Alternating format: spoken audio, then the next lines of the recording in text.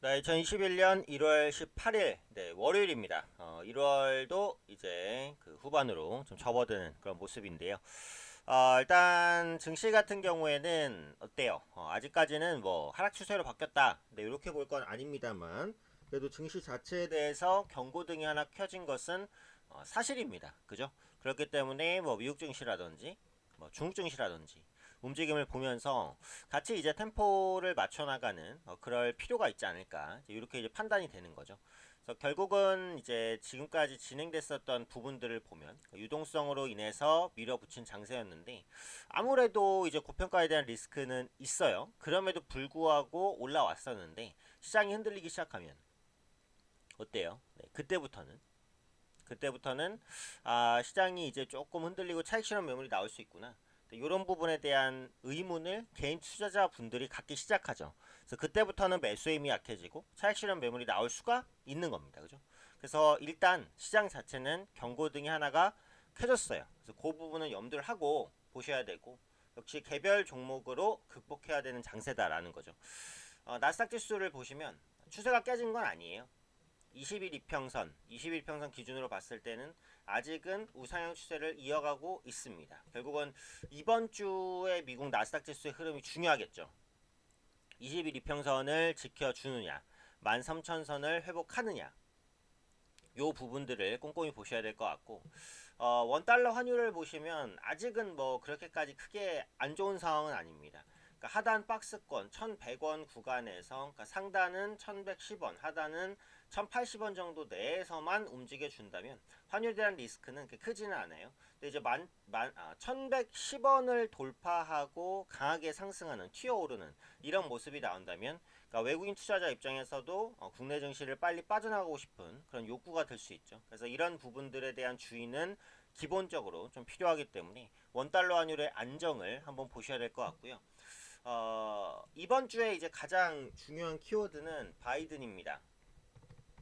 바이든 대통령이 본격적으로 미국 대통령에 취임을 한다라는 거죠. 결국은 이제 바이든 대통령이 본격적으로 취임하면서 어떤 부분에 포커스가 좀 맞춰질 것이냐 이 부분이에요. 지금 재밌는 분석 하나가 바이든 행정부가 처음으로 서명할 행정명령에 따라서 업종별 차별화가 있을 것이다. 이런 부분들이 있어요.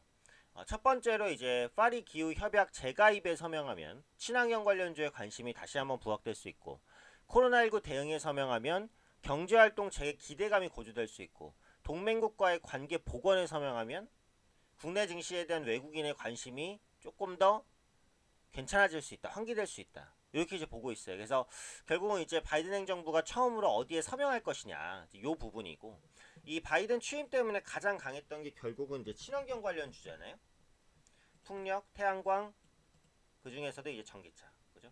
그래서 바이든 대통령이 취임했을 때 친환경 정책에 대한 드라이버가 조금 더 강화된다면 친환경 관련주가 다시 한번 움직일 수 있을 것이고 반대로 기대감 시연에 의한 차익 실현 매물 출회 가능성도 있어요. 그러니까 셀트리온 같은 경우에도 임상 이상 관련된 유의미한 결과 발표 이후에 차익 실현 매물이 쏟아졌어요. 그죠? 바이든 대통령에 대한 기대감으로 친환경주가 달려온 부분이 있기 때문에 바이든 대통령 취임 이후에는 그 기대감이 소멸될 가능성도 충분히 염두를 하셔야 돼요. 어쨌든 시장에는 지금 뭐죠? 결론적으로는 변동성을 보여줄 부분들이 많다라는 거예요. 그래서 이런 부분들은 보셔야 되고 어쨌든 오늘은 이제 미증시 휴장입니다. 휴장. 네, 휴장이기 때문에 국내 증시의 흐름을 좀 주목해 보셔야 될 것 같아요. 네, 국내 증시의 흐름을 좀 주목해 보셔야 될 것 같고 이번 주 중반에 그 골드만삭스나 넷플릭스의 실적도 나옵니다. 그래서 미국 기업들의 실적도 한번 주목해서 보셔야 되지 않을까 싶죠. 국내 증시로 한번 넘어가면 지금 단기적인 추세 이탈에 대한 우려감이 있어요. 결국 코스피 지수는 삼성전자의 지수가 중요하죠. 삼성전자가 개인의 힘으로 밀어 올렸다가 슬슬슬슬 밀립니다. 그죠? 슬슬슬 밀려요. 슬슬슬. 그래서 이 부분이 지지를 받아야 코스피 지수가 살아날 것이다. 단기적인 추세 이탈 라인을 한번 잡아볼까요? 요 가격입니다. 3047포인트. 3047포인트를 만약에 종가로 훼손을 한다. 그때는 리스크가 있어요. 그죠? 그때 리스크가 있기 때문에 시장이 조금 더 무너질 수 있다라고 깔고 가셔야 됩니다. 그러니까 이번 주에 이제 3047포인트를 지켜줘야 상승에 대한 탄력을 계속해서 가져갈 수 있는 거예요. 이번 주 종가로 3047포인트가 깨지면 지수의 추가 하방 가능성은 충분히 있습니다. 그래서 이런 부분들은 염두하셔야 되고, 그동안 지수를 끌어올렸었던 삼성전자나 현대차 이런 종목군들 좀 버텨주는지를 보셔야겠죠. 개인적 입장에서는 좀 불안해요. 그래서 많이 올라간 종목들은 일단 비중을 좀 줄이면서 보실 필요가 있지 않을까, 이렇게 판단이 되는 거죠. 그러니까 섹터별로는 지금 대형주에 대한 집중도가 너무 컸어요. 그래서 저는 여전히 전에도 말씀드린 대로 중소형주에 대한 관심이 필요하다라는 거고, 가장 크게 말씀드릴 수 있는 게 4차 산업 관련주입니다. 4차 산업 관련주가 최근 들어서 조금씩 움직이죠.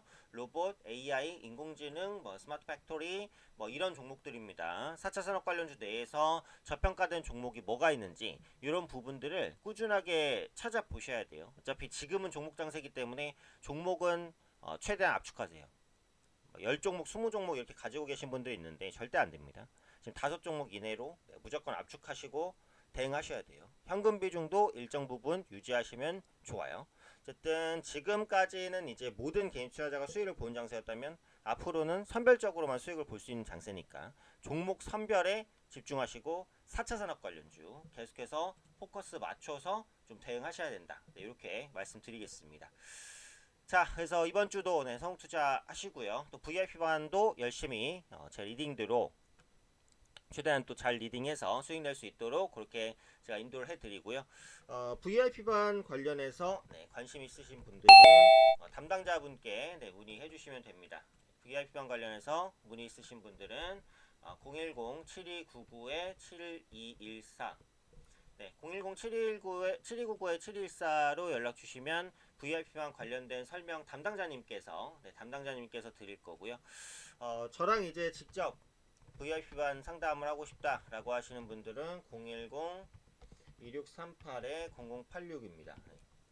010-2638-0086으로 문자 남겨주시면 제가 시간 될 때 또 연락드려서 상담 드릴 테니까요.